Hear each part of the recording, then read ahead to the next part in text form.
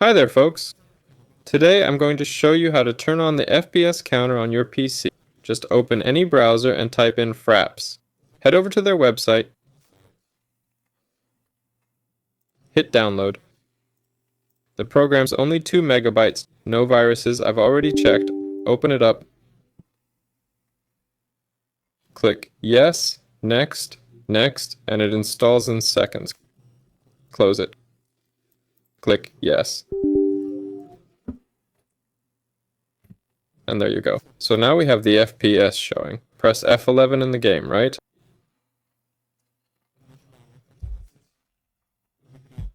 And so we'll have FPS in any game, or rather F. So I press F12 and I get my FPS counter. That's it for now. I was with you today. Can't see the game? Let me fix it real quick. Well, finally. So with F12, you can turn the FPS on or off, or even move it around. That's all for now. Like and subscribe to the channel. Goodbye, everyone.